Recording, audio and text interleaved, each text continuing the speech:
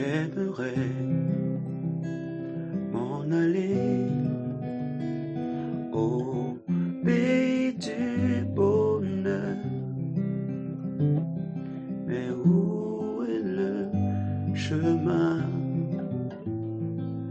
qui me conduit au ciel? J'aimerais m'en aller au pays du bonheur. Mais où est le chemin qui me conduit au ciel? C'est la trace, sa pas sanglant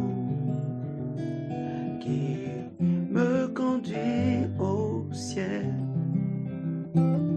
J'aimerais y marcher jusqu'au pied de Jésus. C'est la trace à pas sanglant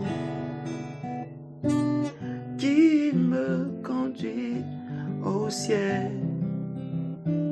J'aimerais y marcher jusqu'au pied de Jésus. J'ai choisi un chemin rempli de difficultés, de peur et de danger. Mais c'est l'unique chemin. J'ai choisi un chemin rempli de difficultés, de pleurs et de danger.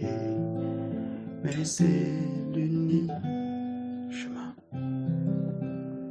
C'est la trace à pas sanglant qui me conduit au ciel. J'aimerais y marcher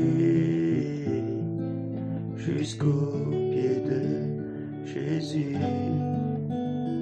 C'est la trace à pas sanglant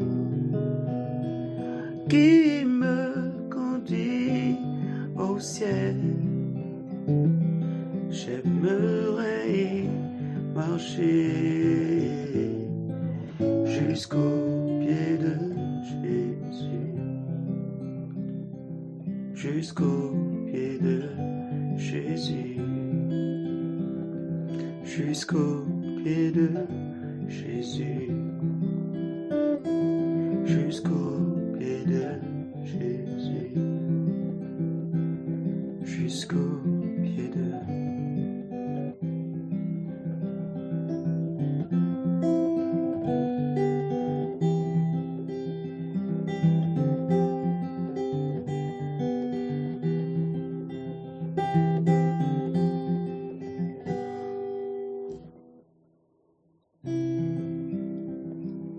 Il est un espoir qui toujours soulage le cœur fatigué et lassé du chemin.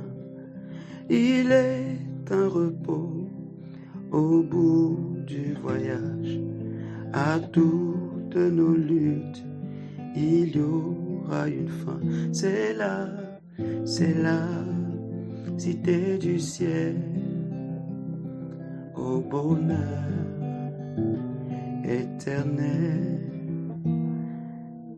Ce jour où les élus contemplent pleurant Jésus.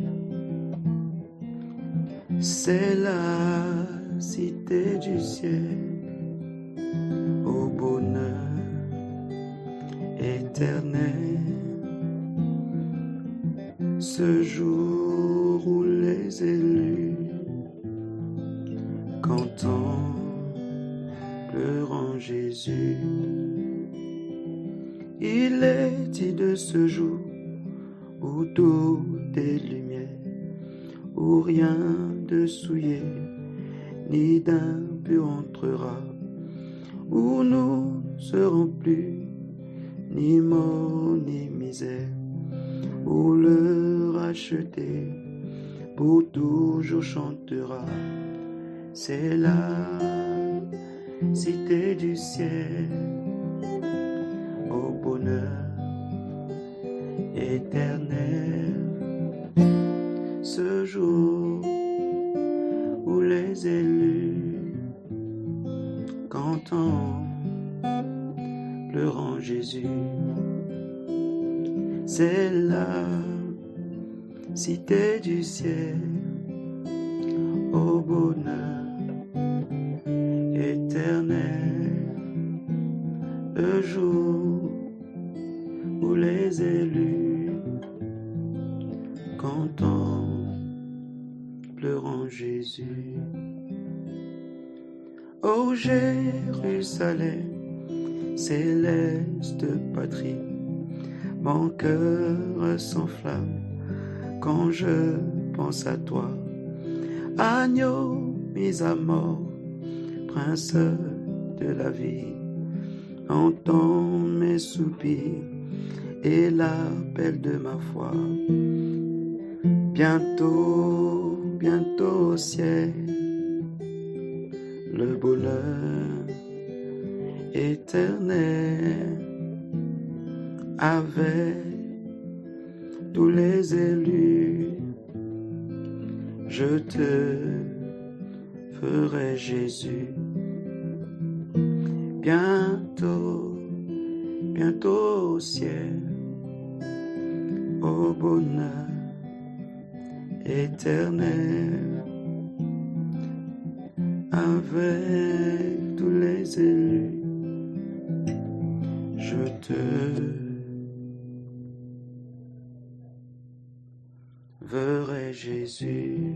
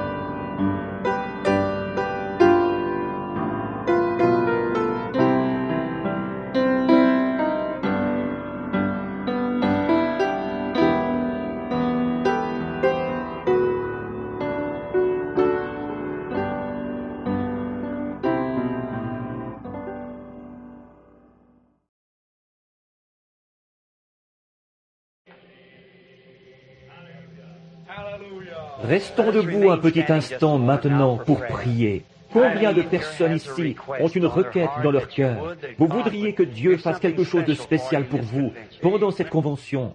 Maintenant, courbons la tête devant lui.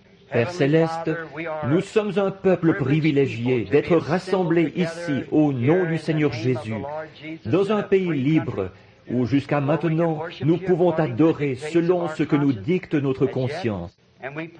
Et nous prions, Père, qu'il en soit longtemps ainsi. Et maintenant, puissions-nous profiter de ce grand privilège que nous avons. Puissions-nous mettre tout notre cœur dans la réunion de ce soir, à t'adorer, pour qu'on puisse dire que Dieu était au milieu de nous ce soir, qu'il a béni son peuple. Sauve chaque âme perdue qui est ici ce soir, Seigneur. Et tous les rétrogrades puissent-ils revenir à la maison de Dieu. Je prie que tous les malades soient guéris, que les affligés marchent, que les aveugles voient, que les sourds entendent, que la louange et la gloire soient données à Jésus-Christ au milieu de son peuple. Que le souvenir en soit longtemps inscrit dans notre mémoire, Seigneur, parce que nous nous sommes rassemblés et que nous avons demandé ces bénédictions au nom de Jésus. Amen. Vous pouvez vous asseoir. Pour une raison ou pour une autre, quand j'arrive à l'auberge Ramada, en un sens, c'est toujours un peu comme de rentrer à la maison, parce que j'y suis tellement venu que je pense qu'ils doivent vraiment commencer à me connaître. Et j'en suis bien content, parce que j'ai trouvé un groupe de gens formidables à ces auberges Ramada. Celle de Tucson et celle-ci, les gens y ont été vraiment gentils avec nous, de nous permettre de faire ces réunions. Il n'y a pas longtemps, j'ai fait une de mes propres réunions à l'auberge Ramada et le gérant n'a même pas voulu que je paye la location de la salle. C'est vraiment gentil. Je m'en souviens quand je voyage dans différents pays aussi, là, des gens, ceux qui sont bons envers la famille de Dieu. Maintenant, depuis dimanche soir, ou plutôt depuis dimanche après-midi, nous avons passé des moments bénis dans le Seigneur, ou du moins, c'est mon cas à moi. J'ai passé des moments merveilleux à savourer ces bénédictions et la communion du Saint-Esprit et avec son peuple. J'aime garder à l'esprit qu'ensemble, nous adorons Dieu. Vous êtes un attribut de Dieu, une partie de Dieu, quand vous devenez un fils et une fille de Dieu. Et Dieu est en vous. Il veut accomplir sa volonté pourvu que vous le laissiez faire. Alors nous espérons ce soir que chaque personne oubliera les choses qui ont rempli ses journées, qu'on laissera tout cela de côté pour mettre notre cœur dans la réunion maintenant. Pas seulement ce soir, mais tout au long de la convention qui va suivre. Sans doute que beaucoup de délégués se sont rassemblés ici. Effectivement, je vois quelques personnes de plus sur l'estrade ce soir. On se rassemble en vue de la convention qui commencera demain. Et je demanderai aux gens qui sont ici, à cause des réunions de réveil que nous venons de faire, si vous le pouvez, j'aimerais que vous restiez pour la convention. Il y aura de très bons prédicateurs inscrits au programme. Un frère n'a pas pu venir, mais il y en aura beaucoup ici pour le remplacer. Moi-même, je veux être là pendant toute la convention pour savourer la communion fraternelle. Vous savez, nous montons sur l'estrade, nous les prédicateurs, et nous prêchons, et nous sommes toujours là à donner aux gens tout ce qu'il y a en nous. Une fois, j'ai prêché sur un sujet, sur ce que Jésus avait dit. Considérez le lys. Il ne travaille ni ne file. Cependant, je vous dis que Salomon, dans toute sa gloire, n'a pas été vêtu comme l'un d'eux. Et je vois que le lys doit croître jour et nuit, filer, travailler pour être radieux. Mais il n'en retire aucune bénédiction pour lui-même. Il s'ouvre et le passant respire son parfum. L'abeille va chercher le miel qu'il a au fond de lui. Tout ce qu'il a acquis au prix de son travail, il le donne. Et c'est le titre que je donne à mon message, Monsieur le révérend Lys. Alors, c'est un sujet assez bizarre. Mais c'est ça, les prédicateurs se donnent aux gens, et alors c'est bon de s'asseoir et d'écouter les autres. C'est comme de se chauffer près du feu. Nous aimons nous asseoir à la lueur de la flamme les uns des autres et nous réchauffer le cœur de l'évangile que nos frères prêchent aux gens. Et je suis reconnaissant d'avoir l'occasion de le faire. Et maintenant, j'espère que ce soir, Billy m'a dit qu'il avait distribué des cartes de prière, tout ce qu'il avait. Nous ne pourrions pas faire passer une ligne de prière sur cette estrade, même s'il le fallait. Voyez-vous, il faudrait que vous sortiez en faisant le détour par là, que vous traversiez un couloir sombre et que vous arriviez de ce côté. Vous buteriez contre toutes sortes de choses pour venir jusqu'ici. Ceux qui sont affligés et ceux qui sont infirmes seraient très mal en point d'avoir à faire comme ça. Mais nous ne savons pas ce que notre Seigneur pourrait faire. Il se peut qu'il descende directement au milieu de nous ce soir et qu'il guérisse tous ceux qui sont ici, toute maladie. Oh, j'aimerais mieux voir ça que toutes les lignes de prière que j'ai jamais formées dans ma vie. Juste de voir la souveraineté de Dieu descendre au milieu de ses enfants obéissants. C'est ce que j'aime toujours. Généralement, si on a un contact personnel avec les gens, par exemple l'imposition des mains, il est possible, je ne pense pas qu'il y en aurait tant que ça qui le ferait, eh bien qu'ils disent « tel prédicateur m'a imposé les mains » et « gloire à Dieu ».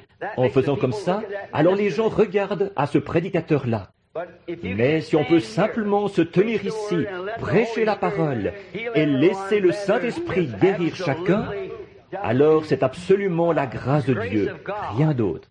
Et alors, Dieu en reçoit toute la louange, toute la gloire, et il n'y a pas l'ombre de quoi que ce soit pour personne d'autre. C'est comme ça que dans ce ministère que j'exerce, la raison pour laquelle je ne réussis pas à atteindre beaucoup de personnes, à moins... Bon, hier soir, nous avons essayé de prier pour le plus de gens possible. Mais quant à l'imposition des mains, c'est généralement le soir, peut-être que le Saint-Esprit pourrait tout simplement venir au milieu de nous et commencer à se manifester, à se révéler parmi nous. Et c'est comme ça, je pense, que c'est réel. Quand il peut, disons, agir par souveraineté, voyez-vous, moi, je ne peux pas dire cet homme-ci, ou cette femme-ci, ou cet enfant-là. Voyez-vous, c'est le Saint-Esprit qui se déplace dans la salle et qui parle à celui à qui il veut parler. Voyez-vous, ça, c'est souverain. Et alors, c'est comme ça que la connaissance vient, parce que c'est une promesse de Dieu. Et c'est comme ça que la connaissance de Dieu vient dans sa souveraineté et que sa présence aussi descend parmi nous. Nous devrions le voir et nous réjouir. Et peu importe, vous dites, eh bien, j'avais une main infirme, j'étais là hier soir, je ne vais pas mieux. Ça n'a absolument aucun rapport. Pour vous, c'est déjà terminé. Vous ne regardez pas votre main à ce moment-là, vous regardez une promesse, voyez-vous? Par conséquent, vous ne pouvez pas dire, eh bien, frère un tel n'a pas prié la prière de la foi, ou telle et telle personne. C'est la présence du Seigneur qui vous a donné la foi, voyez-vous? Et alors, il a envoyé sa parole et les a guéris. Maintenant, hier soir, j'ai encore manqué à ma promesse. Je vais vraiment essayer de la tenir ce soir, si je peux. Bon, quelqu'un disait, vous ne vous êtes pas tenu à votre sujet hier soir. Non, je ne m'y suis pas tenu, parce que, je vais vous dire pourquoi. J'avais l'intention de prêcher sur un sujet, je ne me souviens plus exactement quoi maintenant, mais Dieu riche en miséricorde. Et je me suis mis à essayer d'expliquer ce que Paul avait dit là, quand il avait dit, nous qui, autrefois, à un moment donné, à un autre moment que maintenant, nous étions morts par notre péché et par nos offenses. Dieu nous a vivifiés, rendus à la vie. Bon, voyez-vous, avant que quelque chose puisse être vivifié, il faut qu'il y ait quelque chose là pour le vivifier. C'est exact. Donc, voyez-vous, si vous étiez dans la prescience de Dieu, alors vous devenez une partie de Dieu. Et le seul moyen pour vous d'être un fils de Dieu ou une fille de Dieu, c'est que vous deviez être une partie de Dieu. Et Dieu n'est pas complet sans vous. Forcément, c'est exact. Parce qu'il y a il n'y a qu'une seule source de vie éternelle, et c'est Dieu. Et lui seul a la vie éternelle. Voyez? Donc, et vous étiez une partie de lui, en ce sens que vous êtes un attribut, ou que vous étiez dans sa pensée au commencement. Et c'est à cause de ça, parce qu'il pensait à vous au commencement, que vous êtes attirés vers lui. C'est cela qui doit être vivifié. Certaines personnes ne seront jamais vivifiées. Ce n'est tout simplement pas en eux. Un point, c'est tout. C'est comme si vous mettiez un grain de maïs en terre, qui n'est pas... Il aurait beau être d'une très belle apparence. S'il n'a pas en lui le germe de vie, il ne pourra jamais être vivifié. Mais le germe de vie doit d'abord se trouver là. Et j'ai pris la petite histoire de l'aigle qui marchait avec les poules et les poulets, parce qu'il était éclos et qu'il était né là-bas. Mais il n'avait jamais eu le sentiment qu'il était comme ces poulets. Et vous savez, quand sa maman est passée et qu'elle a poussé son cri, il a entendu une voix qui lui plaisait vraiment beaucoup. Parce que, souvenez-vous, il était un aigle dès le départ. Tout ce qu'il lui fallait faire, c'est de se retrouver, de trouver sa place. Et c'est comme ça pour chaque croyant. Vous n'êtes pas né pour ce monde-ci. Vous avez été créé à l'image de Dieu pour être un fils de Dieu. Et vous n'êtes pas à votre place dans cette basse-cour d'ici. Vous êtes un aigle. Vous savez, je me suis mis à parler de cet aigle, et je n'arrivais plus à revenir sur terre. Alors j'ai prêché trop longtemps, et puis j'ai oublié mon sujet. J'ai perdu mes notes et tout le reste. C'était vraiment quelque chose, le moment que j'ai passé là. Mais c'est ça qu'il y a eu, c'était en parlant de cet aigle. Maintenant, puis cet aigle, Dieu, vous savez, Dieu compare ses prophètes à des aigles. Et il se donne le nom d'aigle à lui-même. Il est l'aigle Jéhovah, Papa Aigle. Et s'il se donne ce nom-là, c'est parce que l'aigle peut voler plus haut que tous les oiseaux. Et parce qu'il est conçu différemment de tous les autres oiseaux. Or, il ne construit pas son nid sur le sol, comme les poules et tout, mais il va dans les hauteurs pour y construire son nid. Autre chose, c'est un oiseau bâti d'une manière spéciale. Bon, si un faucon ou un corbeau ou une buse ou n'importe quel autre oiseau essayait de le suivre dans les cieux, il se désintégrerait. Il n'est pas conçu pour ça. Il faut être quelqu'un de spécial pour monter là-haut. Ses plumes sont fixées plus solidement que tous les autres oiseaux. Et son œil est plus perçant que celui de tous les autres oiseaux. Et plus il monte haut, plus il peut voir loin. Eh bien, certains oiseaux, quand ils arrivent à la hauteur où ils devraient être, ils sont myopes comme une taupe. Et c'est pareil pour... Eh bien, quand ils se détachent de leur credo, alors ils ne savent rien là-dessus. Les jours des miracles sont passés. Pourquoi? Ils ne peuvent pas le voir. Mais les aigles peuvent monter jusque dans les cieux, et jusque dans les cieux du ciel, là-haut. Ça sert à quoi de monter jusque-là si vous ne pouvez pas voir? Oh, je suis si heureux d'être l'un d'entre eux et de m'associer maintenant avec tout un nid rempli de ces aigles. Prenons dans l'Ancien Testament le livre des Proverbes, écrit par Salomon, l'un des hommes les plus sages du monde, après notre Seigneur Jésus. Mais lui n'était pas tout à fait comme Salomon, en ce sens que Salomon était un homme qui était né d'une femme et qui avait été engendré par un père terrestre, David. Mais Jésus était un fils né d'une vierge. Et il n'était pas seulement un homme, mais il était Dieu, l'homme Dieu. Il était plus qu'un homme. Il était un homme plus. Voyez? Mais Salomon était seulement un homme comme vous et moi. Et il a demandé à Dieu de la sagesse pour diriger son royaume. Et il a eu un don de sagesse, l'homme le plus intelligent qu'on ait jamais connu après notre Seigneur. Il a écrit les Proverbes, et je trouve qu'ils sont vraiment bien.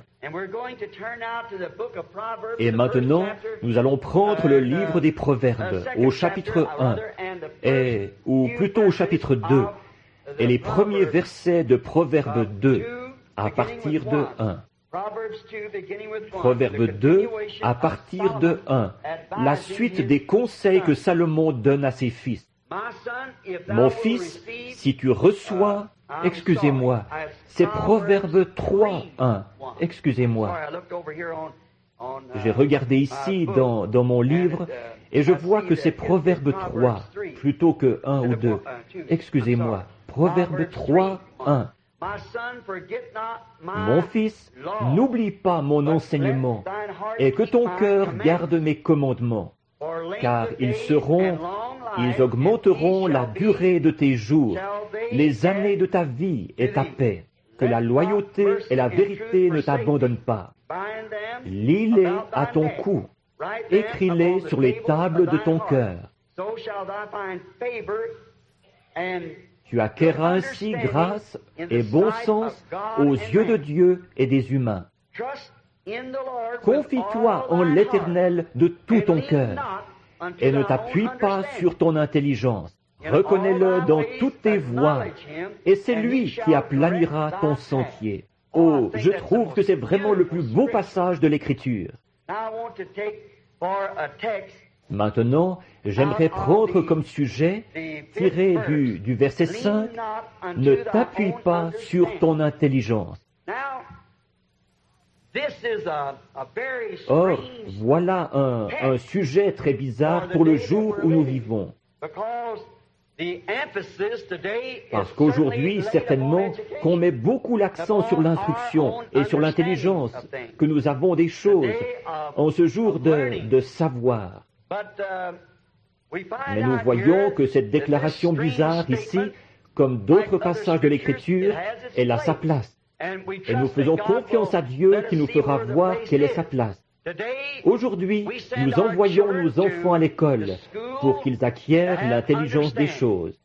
Une fois l'école primaire terminée, nous les envoyons à l'école secondaire pour qu'ils aient une meilleure intelligence côté connaissance.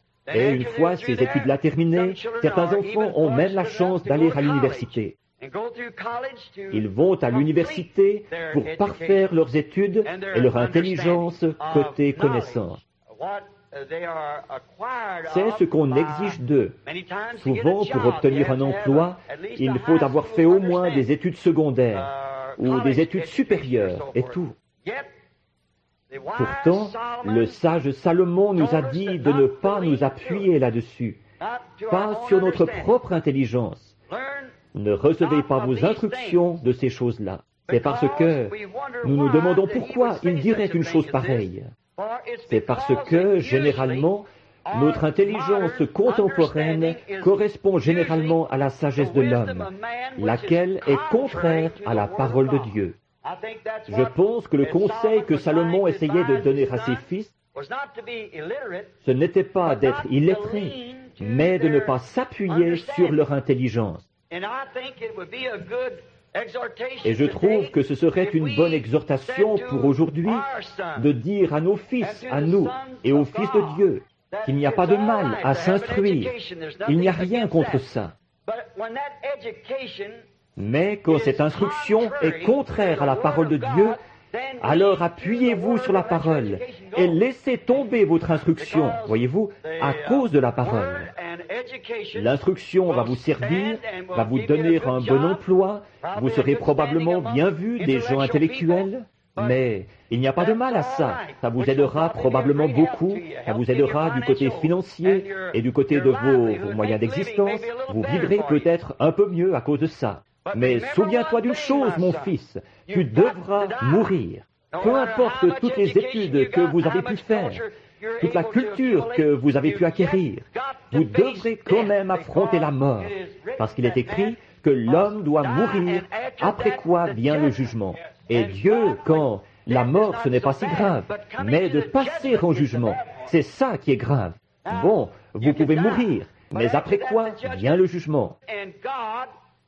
Et Dieu ne va pas vous demander combien d'études vous avez faites quand vous étiez sur terre, combien de connaissances vous avez acquises, si vous avez obtenu votre licence en lettres ou le diplôme que vous avez bien pu avoir, même en tant que prédicateur. Ce n'est pas là-dessus qu'on vous demandera des comptes, mais on vous demandera des comptes sur ce que vous avez fait, de ce que vous compreniez de la parole de Dieu. Ce sera ça l'exigence. En effet, votre instruction, c'est bien, mais la parole de Dieu, c'est la vie.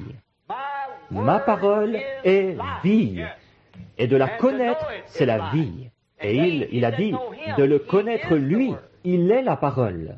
Alors, vous ne pouvez le connaître que par la parole, car il est la parole. Et c'est le seul moyen pour vous de le connaître, c'est par sa parole.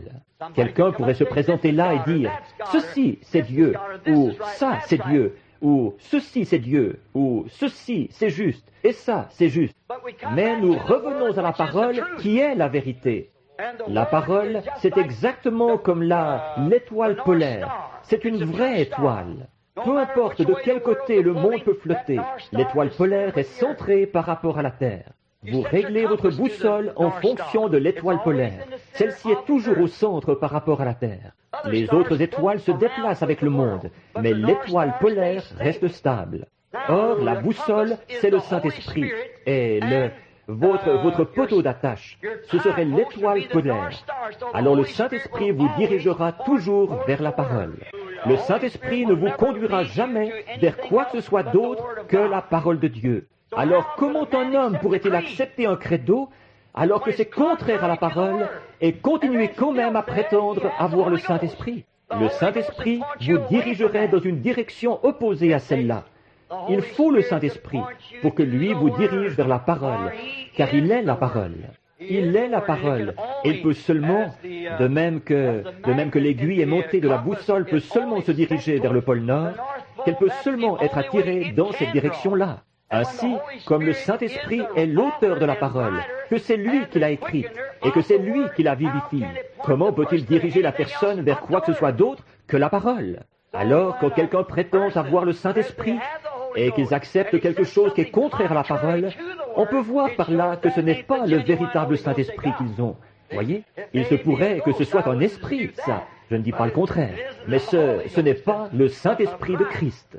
Maintenant, vous savez, très souvent les gens prennent les esprits les uns des autres. Et alors, avec ça, ils pourraient être dirigés, disons, un groupe d'hommes vers une certaine chose, mais ils ne seront pas dirigés vers Christ. Mais le Saint-Esprit, lui, il dirige toujours vers Christ, et Christ est la parole. C'est ce que nous voyons très clairement dans la Bible. Enfin, moi je le vois. Il se pourrait peut-être que je me trompe, mais dans ma façon de voir. Mais je ne pense pas. À cause de ceci, ne t'appuie pas sur ta propre intelligence des choses. Si vous vous appuyez sur votre propre intelligence, alors forcément que vous sortirez du bon chemin. Vous ne pouvez pas vous appuyer sur l'intelligence de personne d'autre quand il est question de la vie. Pour trouver la vie, vous devez vous appuyer sur la parole. C'est elle, la vie.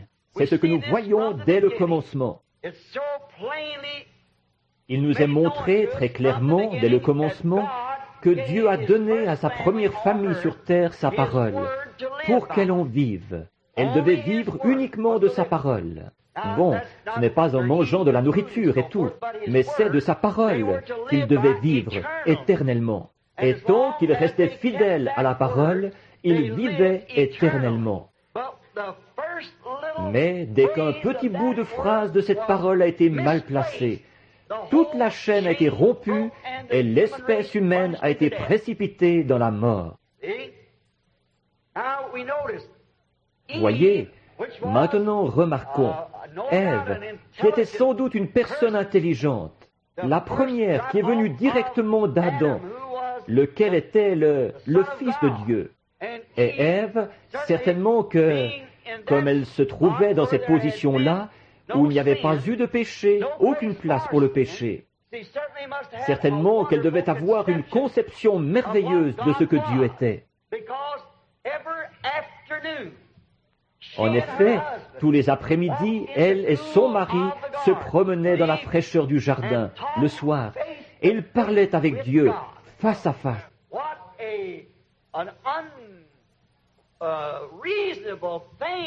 Comme c'était insensé qu'une personne qui marchait avec Dieu, face à face, tous les jours, se tourne ensuite vers un raisonnement, quelque chose qui l'a fait raisonner pour la détourner de la parole de Dieu. C'est ce que nous avons encore aujourd'hui. Un raisonnement peut si facilement les détourner de la parole de Dieu. Après qu'ils ont été assis dans la présence de Dieu, ils voient la parole de Dieu qui est prêchée, la parole de Dieu qui est manifestée. Des ivrognes et des pécheurs qui viennent à l'autel et se convertissent, qui deviennent de nouvelles créatures en Christ. Des gens de mauvaise vie qui sont transformés en dames et en gentlemen. Et ensuite, ils se détournent de cette chose bénie qui les a conduits à cette vie-là. Et ils se pervertissent en s'appuyant sur un credo quelconque pour être plus populaires ou pour s'intégrer dans ce qu'ils appellent une meilleure classe de gens. Voyons, vous êtes dans la meilleure classe qui existe, des fils et des filles de Dieu. Eh bien, moi, je préfère cette compagnie-là à celle de tous les rois et de tous les potentats et tout le reste. Pour moi, rien ne vaut ce groupe de gens humbles. Ils auront beau ne pas savoir distinguer leur droite de leur gauche. Tant qu'ils connaissent Dieu, qu'ils l'aiment et qu'ils le servent, à mon avis, ce sont eux les célébrités du ciel. Oui, monsieur. Bon, mais nous voyons qu'Ève s'est laissée facilement convaincre par Satan de se détourner de la parole de Dieu. Elle s'est appuyée sur sa propre intelligence. En effet, Satan lui avait présenté quelque chose qui ne correspondait pas à ce qu'elle comprenait vraiment de Dieu. Mais il lui était dit autre chose par l'ennemi, Satan, elle l'a cru. Maintenant, nous en voyons les résultats. Cela a précipité toute l'espèce humaine dans la mort.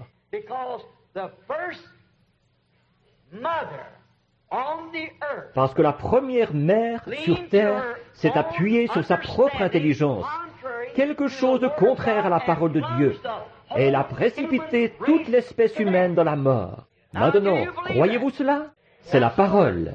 Eh bien, la femme est toujours le type de l'Église dans la Bible, c'est la femme.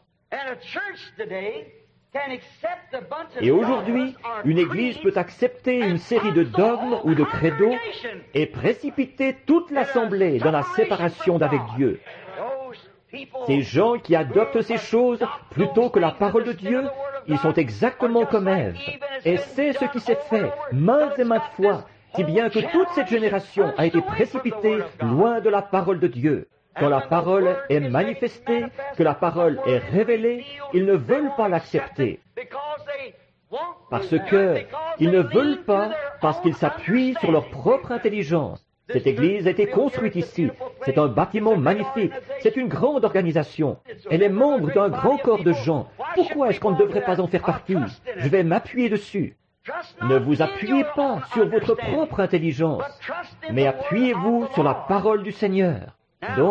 Donc finalement, toute l'espèce est retrouvée dans la mort, comme je le disais. C'est la même chose maintenant pour les nombreuses personnes qui se reposent sur leur propre intelligence, sur leurs dogmes et leurs credos et tout, en déclarant que la parole de Dieu n'est pas entièrement vraie, qu'une partie est inspirée et qu'une autre partie ne l'est pas. Comment pouvez-vous avoir la foi dans une Bible dont une partie est inspirée et l'autre non? Si une seule citation est fausse, alors toute la chose pourrait bien être fausse. Il faut qu'elle soit toute vraie, tout à fait vraie. Et certaines de ces soi-disant écoles bibliques perverties qui enseignent la connaissance humaine, une accumulation, où on se réunit en conseil et on dit « Maintenant, écoutez, si les jours des miracles, ils ont pris fin aux jours des apôtres, et bien des hommes qui relèvent de l'évêque ou des hommes haut placés s'assiéront là et ils diront « Eh bien, si je peux seulement être d'accord avec lui, sans doute peut-être que je pourrais lui succéder. » Vous voyez, alors vous vous appuyez sur votre propre intelligence, au lieu de vous tenir debout pour défendre la parole de Dieu. C'est ce qui cause ces choses. Il y a quelque temps, j'ai été engagé dans un litige pour une affaire d'impôt. Et il disait, mais vos administrateurs ne sont que des marionnettes, j'imagine. J'ai dit, si j'avais sur le conseil un administrateur qui ne soit pas du même avis et qui ne se lève pas, quel que soit celui qui parlerait sur le sujet, pour exprimer son opinion personnelle, je l'exclurais du conseil. Oui, monsieur. Même si ça allait à l'encontre de ce que moi je crois, je voudrais qu'il exprime ce que lui pense qui est juste. C'est pour ça que je l'ai placé là, pour voir ce qu'il en dira. Mais c'est ce que nous trouvons chez nous. Remarquez, Jésus a dit dans Jean 10, « Mes brebis connaissent ma voix. » Une voix, bien sûr, c'est sa parole, quand il parle. « Mes brebis connaissent ma voix. » Ils ont eu la preuve que ma voix est la vraie. Elle a été confirmée comme quoi il s'agit bien de ma voix. Maintenant, remarquez, ils ne sont pas sujets à suivre aucune autre voie. Ils ne le feront pas. Mes brebis connaissent ma voix, et elles ne suivront pas un étranger. Autrement dit, elles ne comprendront pas une voie théologique qui donne un enseignement contraire à la parole. Les brebis ne comprennent pas ça, pas plus que l'aigle d'hier soir ne pouvait comprendre le gloussement de la poule. Elles ne le comprennent pas, parce qu'il était un aigle. Et c'est pareil pour un véritable enfant de Dieu né de nouveau. Ils comprennent seulement les choses qui sont de Dieu. Maintenant, quelqu'un dirait, « Eh bien, écoute, là, tu pourrais faire ceci, je pense. Je crois que ce n'est pas comme ceci.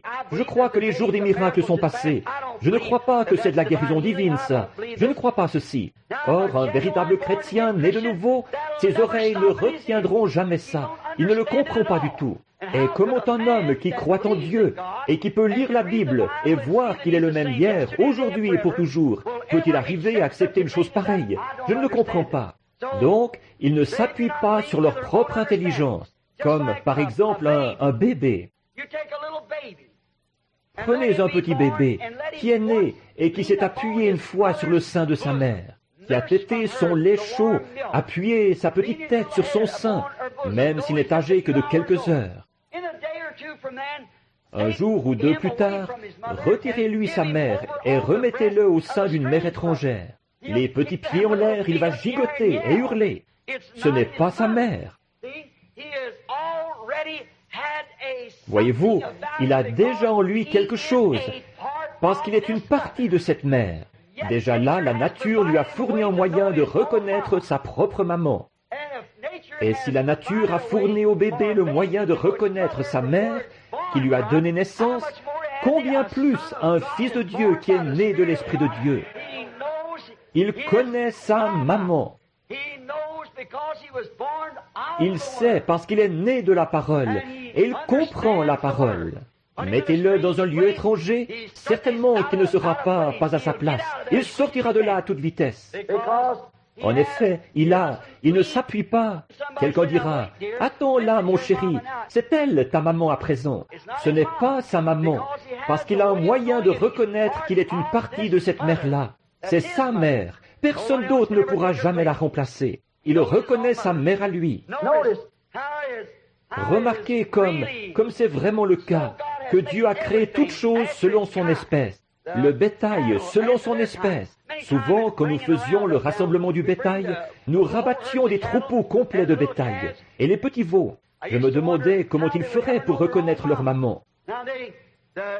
Or, elles descendaient des montagnes, toutes les bêtes mélangées.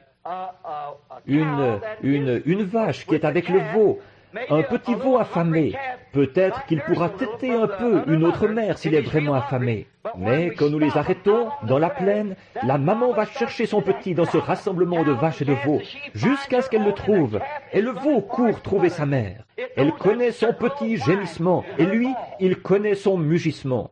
Elle mugit parce qu'elle veut son veau, et les autres mères mugissent, si bien qu'on ne s'entend même plus penser. Mais ce petit veau va aller vers cet appel particulier de sa mère, parce qu'il est une partie de cette mère. Et un chrétien né de nouveau du ciel, il est une partie de cette parole. Exact. Il ne suivra pas une autre maman, il est une partie de la parole. Il s'en tient à la parole. Si la trompette rend un son confus, qui pourra se préparer au combat, a dit Paul. Il connaît le son de la parole.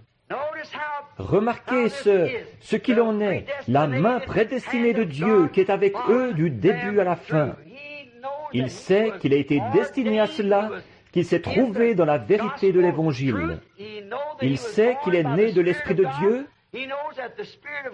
Il sait que l'Esprit de Dieu ne peut pas nier la parole de Dieu. Par conséquent, il ne suivra pas un étranger. Remarquez comme... Je regardais une note ici que j'avais écrite là. Je n'y avais pas fait attention. Mais quand mes yeux sont tombés sur le passage de l'Écriture, j'ai pensé y faire de nouveau référence.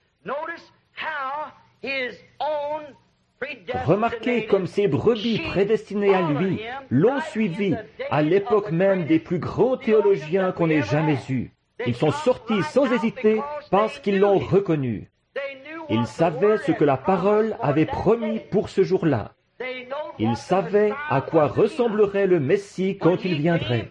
Et Simon-Pierre est venu vers lui. À ce moment-là, il n'était encore que Simon. André avait essayé de lui en parler. Cet homme est le Messie. Bon, Simon, évidemment, il était peut-être un peu entêté. Il ne voulait pas y aller.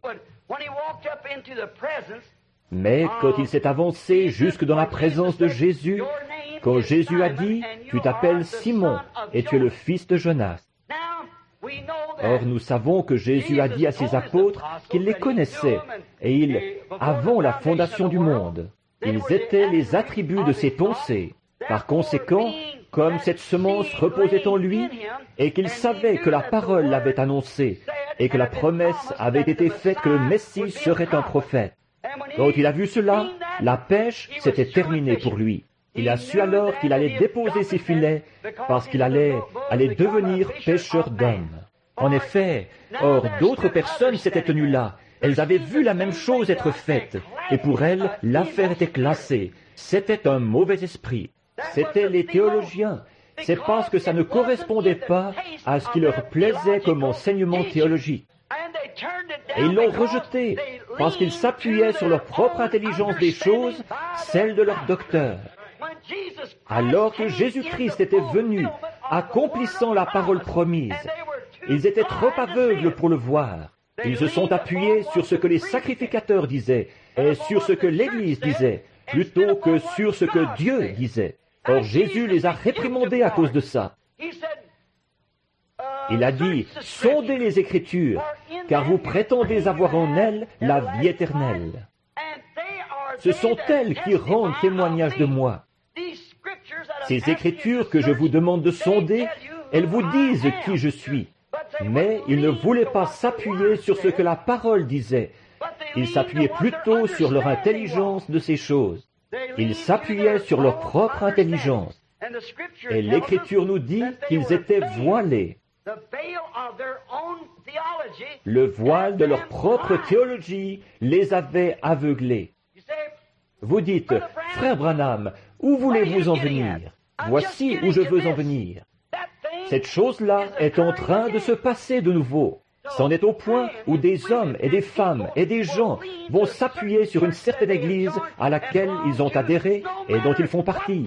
Peu importe ce que la parole de Dieu en dit, ils continuent carrément là-dedans en s'appuyant sur leur propre intelligence et en ne tenant aucun compte de la parole de Dieu, comme si elle n'avait jamais même été écrite. C'est une semence de vie humaine qui n'a pas été fécondée. La vie physique est là, mais il n'y a pas de vie spirituelle à l'intérieur qui puisse être vivifiée. Le voile couvrait leur visage. Maintenant, remarquez, ils avaient leur propre concept de ce que Dieu devrait être. Ils avaient leurs propres idées de ce que le Messie devrait être. Mais la parole disait ce que le Messie devrait être. Alors, voyez-vous, ils avaient leur propre intelligence de ce qu'il serait. Sans doute que le souverain sacrificateur disait, « Tous mes sacrificateurs, vous qui relevez de moi. Maintenant, quand le Messie viendra, nous avons construit un grand temple ici. Nous avons fait tout ceci. » Et la Bible dit qu'il entrera soudainement dans son temple et toutes ces choses. Quand il le fera, le Messie viendra directement ici et il se fera connaître au milieu de nous. Il dira, « Je suis le Messie. Je suis arrivé. Je suis ce Messie que vous attendiez. » Eh bien, quand il est effectivement venu, il est venu d'une manière tellement différente de l'idée qu'il s'en était faite qu'ils ne l'ont pas reconnu. Ils n'ont pas su qui il était. Mais que se serait-il passé si un hypocrite s'était présenté là et qu'il avait dit « Je suis le Messie, je suis le docteur un tel », il l'aurait accepté. Mais quand on est venu vers un homme qui était né d'une naissance douteuse, qui n'avait reçu aucune instruction dans aucune école qu'il aurait fréquentée, il n'avait aucune expérience de séminaire, aucune carte de membre, mais il était l'interprétation de la parole de Dieu manifestée. Les œuvres que je fais vous déclarent qui je suis. Si je ne fais pas les œuvres dont il avait été promis que je les ferais, alors ne me croyez pas. Est-ce que nous ne pourrions pas appliquer ça à ce jour-ci? Quand le Saint-Esprit vient, ils veulent appliquer ça à un autre âge. Quand il vient avec l'action et les démonstrations de sa puissance de vie éternelle, les gens veulent appeler ça du fanatisme déchaîné. Pourquoi? Ils s'appuient sur leur propre intelligence et non sur la parole du Seigneur. Vous savez que c'est vrai. L'identification, l'interprétation que Dieu donne lui-même, c'est la manifestation de la promesse. Peut-être que je vais le dire pour que ce soit encore un peu plus clair. Quand Dieu prononce la parole, il n'a pas besoin d'aucun homme, d'aucune femme, ni de personne d'autre pour en donner le sens. Quand il a dit, eh bien vous dites, Dieu, c'est ceci qu'il a voulu dire. Dieu, ce qu'il veut dire, il le dit. Et c'est exactement ce qu'il veut dire. Voyez? Or, comment interprète-t-il sa propre parole? En l'accomplissant. La Bible dit, une vierge concevra, et elle l'a fait. Ça ne demande aucune interprétation. Dieu a dit qu'il y ait de la lumière, et il y en a eu. Ça ne demande aucune interprétation. Dieu a aussi dit qu'en ces derniers jours, il répandrait son esprit sur toute chair, et il l'a fait. Ça ne demande aucune interprétation. Tout ce que ça demande, c'est une acceptation. Quelqu'un qui acceptera ce que Dieu a fait. Ça ne demande pas d'interprétation. Dieu interprète sa propre parole. Dieu a promis ces choses que nous voyons jour après jour. Il a promis de les accomplir au dernier jour. Les gens d'aujourd'hui, comme à cette époque-là, ils s'appuient sur leur propre intelligence. Mon pasteur dit que c'est du fanatisme. Mais la Bible a dit que ces choses se produiraient. Vous allez vous appuyer sur l'intelligence de qui? La Bible a promis que dans les derniers jours, l'âge de l'église de Laodicée se serait tellement enrichi et serait tellement suffi qu'il se suffirait. Je suis riche, je n'ai besoin de rien. Je suis assise en reine. Elle est riche. Et il a dit, tu ne sais pas que tu es misérable. Or ça, c'est l'âge de l'Église en entier. L'Église. À l'Église de Laodicée, tu es nu, aveugle, pauvre, misérable, et tu ne le sais pas. Assise au milieu de ses richesses, des dizaines de milliers et de milliers de membres, les richesses du monde dans sa main, presque. Si on met tout ça ensemble, à ce jour, l'Église catholique et les protestants, alors qu'ils sont en train de s'unir, ils possèdent les richesses du monde. Notre pays est fauché, ou presque. Nous empruntons sur des impôts qui seront perçus dans 40 ans, à ce qu'on me dit, selon ce qu'ils ont dit à l'émission Lifeline. Les impôts que nous dépensons en ce moment seront perçus dans 40 ans. Mon petit-fils, si Jésus tarde, les impôts qu'il payera quand il aura 40 ans, c'est ce que nous dépensons en ce moment. Nous envoyons ça pour aider les pays étrangers, alors que les Indiens de chez nous et tout, ils crèvent de faim. Nous essayons d'acheter la fraternité.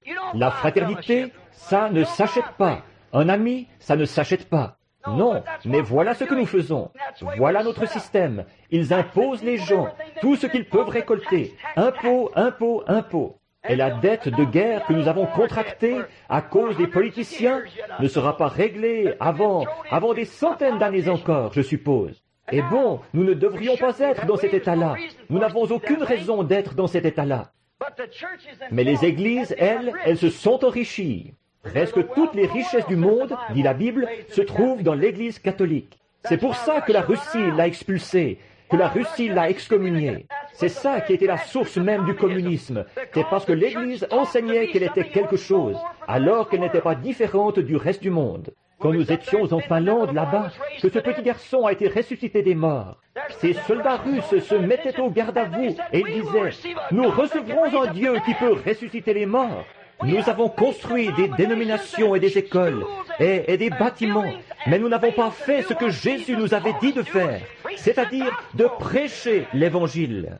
Nous avons cherché à instruire le monde. Il n'a jamais dit « Instruisez le monde. Celui qui sera instruit sera sauvé. » Vous devez naître de nouveau, être rempli du Saint-Esprit. Voilà pourquoi nous avons échoué si lamentablement partout. Voyez-vous, nous avons les richesses, nous l'avons ça. Maintenant, qu'est-ce qui va arriver? Quand cette Église, le Conseil mondial des Églises, se réunira, ne pouvez-vous pas voir qui sera à la tête? Vous, les méthodistes et les presbytériens, ne pouvez-vous pas comprendre ça? Et les autres, même les pentecôtistes? Vous dites que vous n'y entrerez pas. Ou bien vous y entrerez, ou bien vous démantellerez votre dénomination. De deux choses l'une. C'est là, devant vous, vous devrez le faire. C'est une contrainte, la marque de la bête. Et c'est exactement ça. Le système dénominationnel, c'est carrément, je peux le prouver par la Bible, la marque de la bête. Elle était une prostituée. Ses filles étaient des prostituées. Et nous savons que c'est la vérité. La religion organisée, c'est contraire à la parole. Et les principes sur lesquels elle se fonde sont antichristes. Tout ce qu'on trouve là-dedans n'est pas antichrist. Mais les principes sur lesquels elle se fonde, son système est antichrist. Parce qu'il est contraire à la parole de Dieu. Tous les systèmes organisés sont comme ça. Voilà, voyez-vous, et vous vous appuyez sur quelqu'un d'autre, sur leur intelligence, au lieu de vous appuyer sur l'intelligence de Dieu, ce que Dieu en a dit. C'est pour ça que c'est faux. Des jeunes hommes vont dans les séminaires qui fournissent une bonne instruction.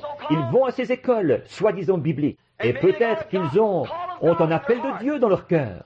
Ils vont là-bas et ils sont tellement endoctrinés, gagnés à un point de vue, là. Un tel l'a dit, l'évêque un tel. Celui-ci l'a dit, celui-là l'a dit. Les hommes réunis en conseil sont d'accord que c'est comme ceci que ça devrait être. Ce que qui que ce soit peut dire, ça m'est égal. Jésus a dit que toute parole d'homme soit un mensonge et que la mienne soit la vérité. Peu importe de qui c'est la parole, que la mienne soit la vérité. Maintenant, comment reconnaître ce qui est la vérité? Quand la Bible déclare que quelque chose arrivera, que quelque chose se produira, et que la chose arrive telle qu'elle. Or, la Bible dit, on a trouvé chez elle les richesses du monde, l'or, l'argent. Donc, si notre économie est basée sur l'étalon or, et que nous sommes fauchés, maintenant qu'est-ce qui va arriver? Qu'est-ce qui va arriver? Vous savez, les riches de cette nation, les grandes usines, les manias du whisky et du tabac et ainsi de suite, comme ça, ils n'accepteront pas de changer la monnaie. Alors, la seule chose à faire, ce sera d'emprunter. Et il n'y a qu'un seul endroit où nous pouvons l'emprunter. Et à ce moment-là, nous y vendrons notre droit d'aînesse. C'est exact. Alors, qu'est-ce que vous ferez? Vous êtes la propriété de ce système. Il n'y a plus rien à faire. Oh, les amis, ne pensez pas que Vous pensez peut-être que je suis fou, mais quand la mort aura fait taire ma voix, ces bandes continueront à jouer, et vous reconnaîtrez que ce que j'ai dit s'est accompli.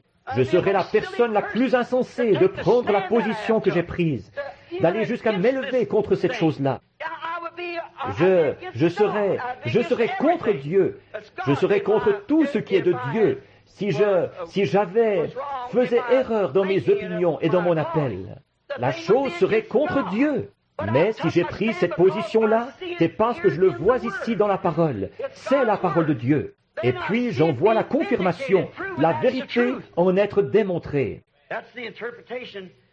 Voilà l'interprétation que Dieu donne de sa parole. L'interprétation que Dieu donne lui-même de sa parole, c'est sa façon de la confirmer et d'en établir la vérité. Pourquoi les pharisiens étaient-ils aveugles? Qu'est-ce qui les rendait si aveugles? C'est parce qu'ils refusaient d'accepter la révélation ou la confirmation de la parole. Et c'est pour ça aujourd'hui que les églises sont aveugles. C'est parce qu'elles refusent d'accepter la révélation, alors même que la confirmation est donnée. Bien que la parole le dise, que c'est révélé et que c'est ensuite démontré, elles refusent quand même de l'accepter. C'est pour ça que jusqu'à ce jour, les Juifs refusent de l'accepter. Vous ne pouvez pas leur parler de Christ, parce que le voile couvre encore leur visage. Ils sont aveuglés. Et l'Église, vous ne pouvez pas leur parler du plein évangile et de la puissance de Dieu. Parce que le Dieu de ce siècle les a aveuglés devant les vérités de Dieu et qu'ils s'appuient sur leur propre intelligence. Alors que les femmes entrent dans l'Église et qu'elles se coupent les cheveux, parce que leur pasteur leur dit « Oh, il n'y a pas de mal à ça, cet homme-là est fou. » Mais la Bible dit qu'elle agit mal quand elle fait ça, que Dieu refuse d'entendre ses prières. Et certaines de ces femmes-là ajoutent encore à la honte en essayant de se faire prédicateur. À ce moment-là, elle a fait deux choses. La Bible dit qu'elle ne doit pas faire ça, rien de tout ça. Mais l'Église, l'organisation, va accepter ces choses. Elle leur donnera cette femme, elle l'enverra là-bas. Ils s'appuient sur leur propre intelligence. Une seule parole de Dieu, mal placée ou mal interprétée, ou qui n'est pas acceptée, rompt toute la chaîne. L'homme ne vivra pas de pain seulement, mais de toute parole qui sort de la bouche de Dieu. Comment se fait-il que vous, les femmes, vous m'entendez prêcher contre ces choses, contre le port des shorts, et le maquillage, et ces coiffures à cheveux courts, et toutes les choses du genre? Et puis, chaque année, quand je reviens, vous êtes encore assis là, dans le même état. C'est parce que vous vous appuyez sur votre propre intelligence, plutôt que sur la parole du Seigneur. Et vous, les pasteurs, pourquoi ne faites-vous pas le ménage dans votre église? Parce que vous vous fiez à votre credo dénominationnel, plutôt qu'à la parole du Seigneur. C'est vrai. Ne vous appuyez pas sur votre propre intelligence. Eh bien, ne vous appuyez pas sur votre propre intelligence, mais sur la parole du Seigneur. Ils ne voulaient pas l'accepter parce qu'ils ne voulaient pas en accepter la confirmation. Jésus est venu avec un évangile exactement comme il avait dit qu'il viendrait. Même que souvent, Jean a été un peu déboussolé quand on l'a mis en prison et qu'il était là. Il avait prêché que le Messie viendrait, avec son vent à la main. Il nettoierait son air, et il brûlerait la paille dans un feu qui ne s'éteint point, et amasserait le blé dans le grenier. L'Esprit de Dieu qui sortait, qui jaillissait de lui comme une source. Et alors, quand il a vu venir Jésus, cette espèce de petit homme doux et humble, on lui marchait sur les pieds, il devait s'enfuir ici pour sauver sa peau, et là-bas. Mais Jean ne comprenait pas. Alors il a envoyé quelques-uns de ses disciples voir Jésus pour lui demander s'il était réellement celui-là. Comme c'était déshonorant pour Jésus, après que ce prophète s'était tenu là, dans l'eau, avec la parole de Dieu. Il avait dit, je l'ai reconnu, parce que j'ai vu le Saint-Esprit comme une colombe, Dieu descendre du ciel comme une colombe, et entrer en lui. Et j'ai entendu une voix qui a fait entendre du ciel ces mots, celui-ci est mon fils bien-aimé.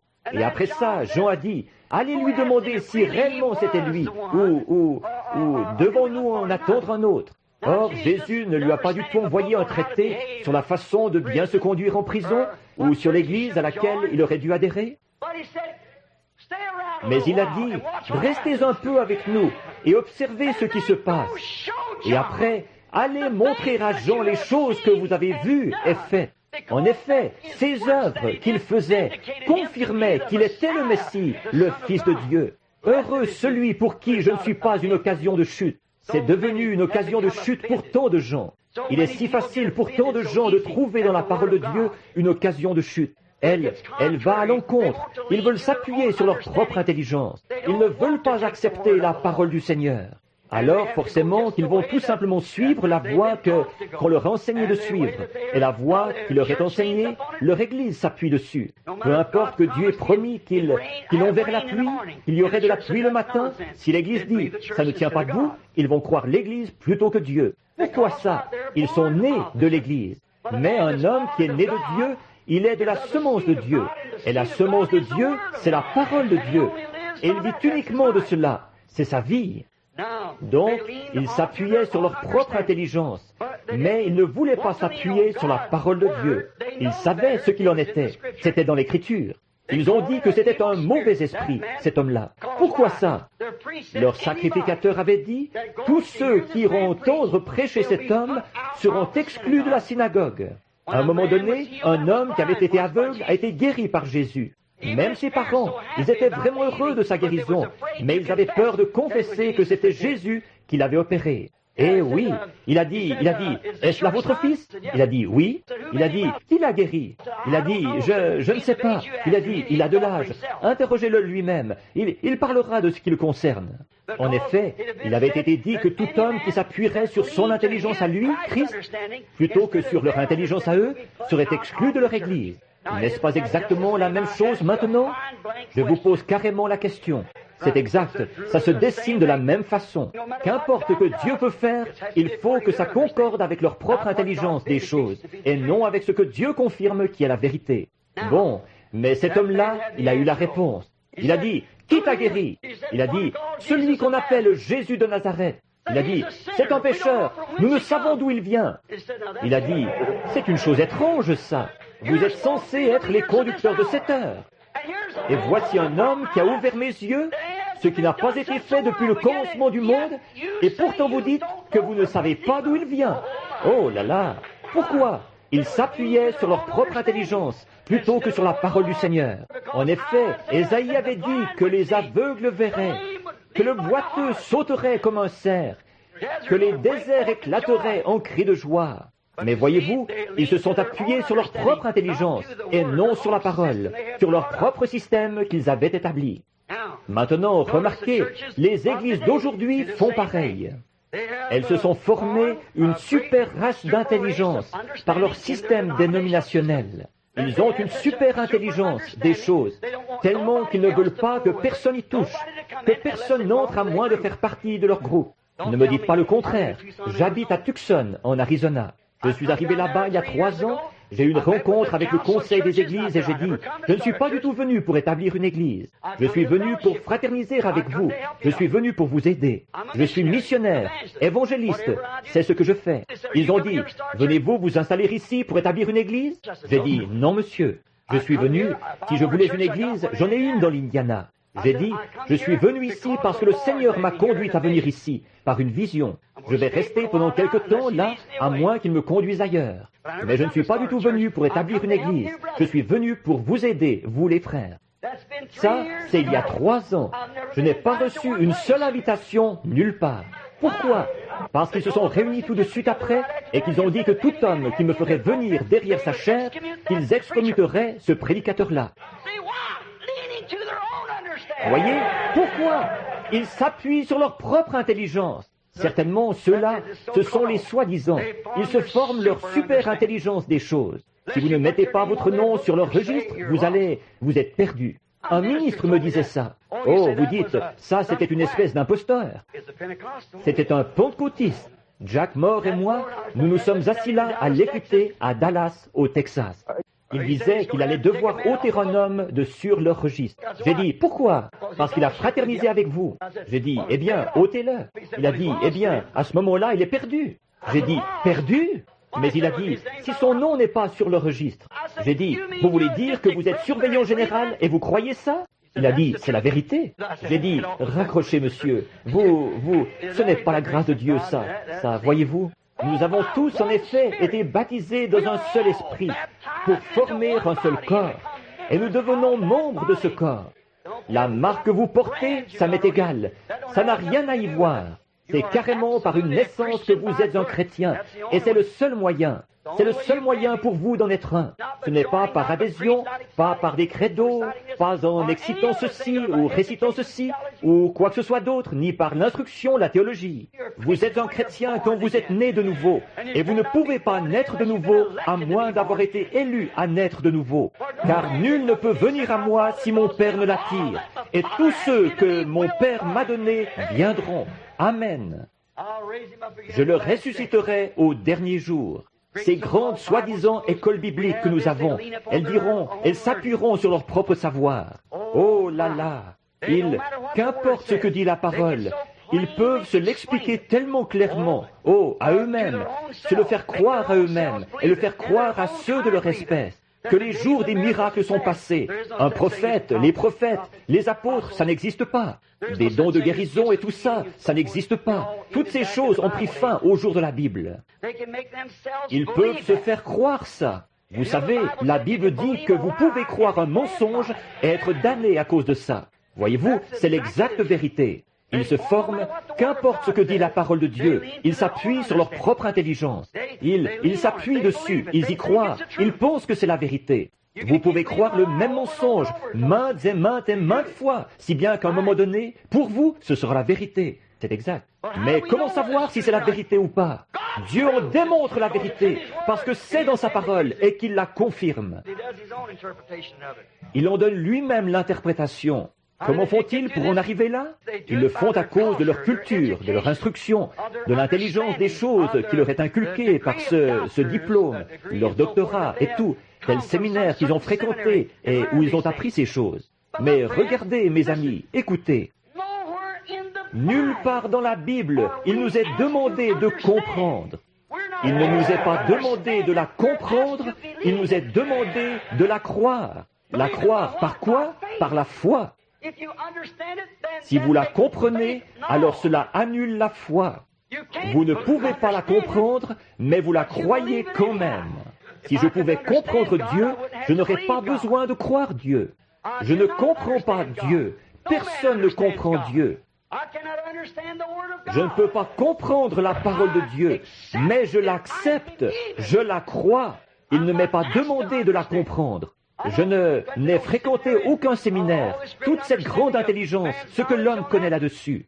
Tout ce que je sais, c'est que la Bible dit que Jésus-Christ est le même hier, aujourd'hui et pour toujours. Et c'est dans cette catégorie-là que je m'attends à le trouver. Je sais ce qu'il a promis de faire aujourd'hui. Je m'attends à ce qu'il le fasse, et il le fait. C'est exact. Il a promis la grâce, je m'attends à la recevoir, et je l'ai reçue. Il a promis la guérison, j'y crois, je l'ai acceptée, et je l'ai reçue. Maintenant, je ne veux pas prendre trop de votre temps, mais je voudrais vous demander une chose. Si vous voulez être patient,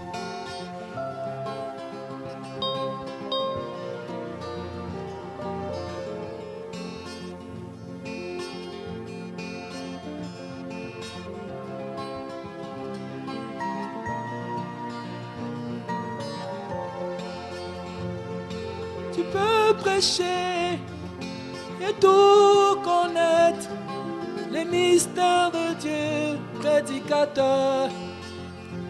Mais j'ai à cela la charité, la charité, la charité. Mais j'ai à cela la charité, la charité, la charité.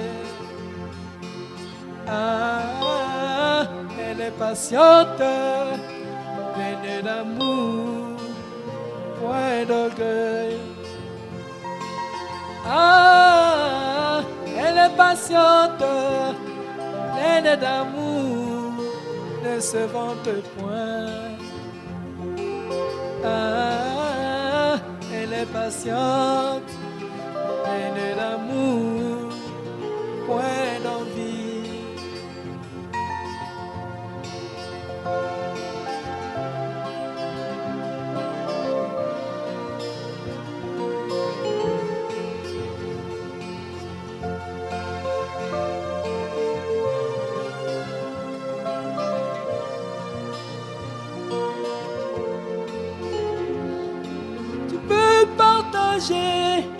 Ce que tu possèdes, te livrer à la mort pour ton frère. Mais j'ai à cela la charité, la charité, la charité. Mais j'ai à cela la charité, la charité, la charité.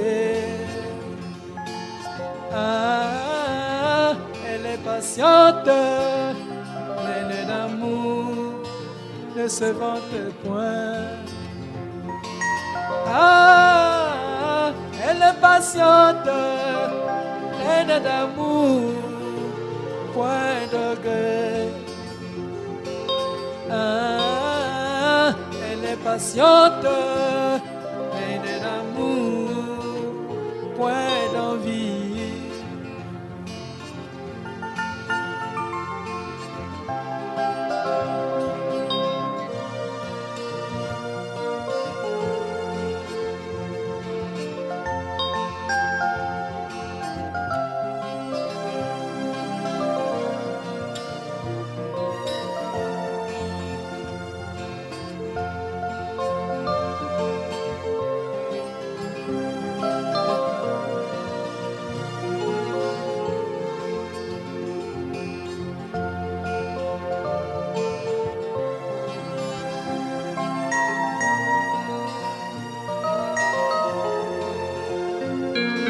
Tu peux prophétiser, parler en langue, danser en esprit, oh ma soeur. Mais je à cela la charité, la charité, la charité. Mais je à cela la charité, la charité, la charité. Mais je cela la charité, la charité, la charité. Ah, elle est patiente, pleine d'amour, ne se vante point. Ah, elle est patiente, pleine d'amour, dans l'humilité.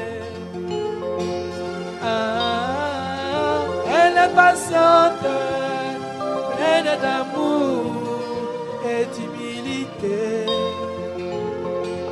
Ah, elle est patiente, pleine d'amour, point d'envie.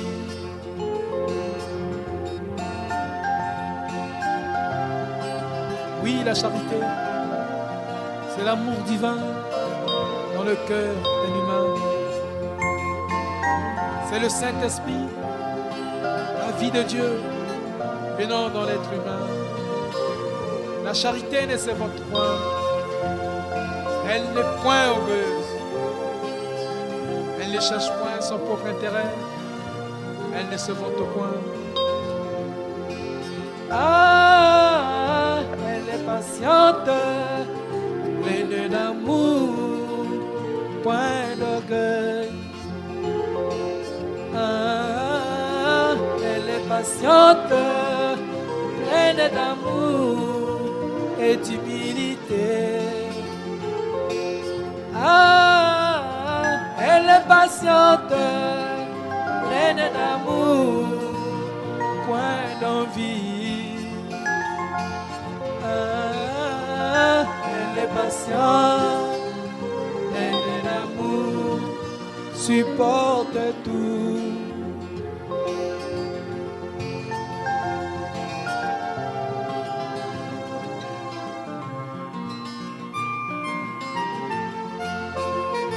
La charité supporte tout.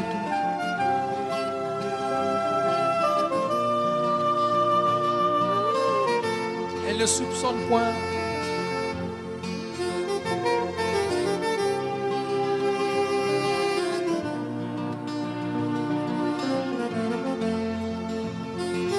Ah, elle est patiente, pleine d'amour, ne soupçonne point. Ah, elle est patiente, pleine d'amour, supporte tout.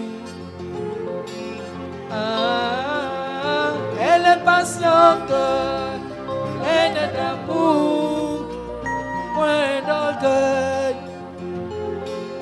Ah, elle est patiente, pleine d'amour, très vertueuse.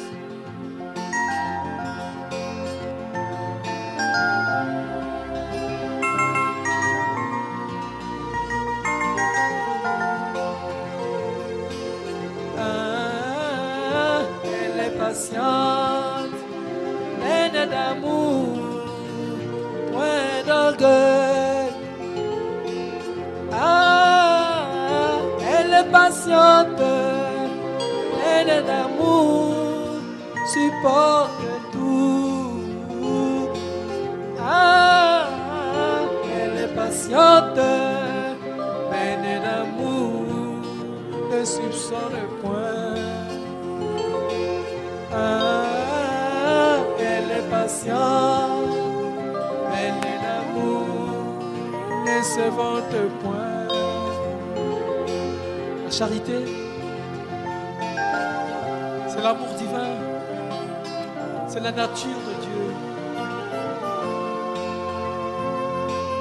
Ah, elle est patiente, pleine d'amour, point d'orgueil. Ah, elle est patiente, pleine d'amour, ne se vante point. Ah, elle est patiente, pleine d'amour, ne se vante point.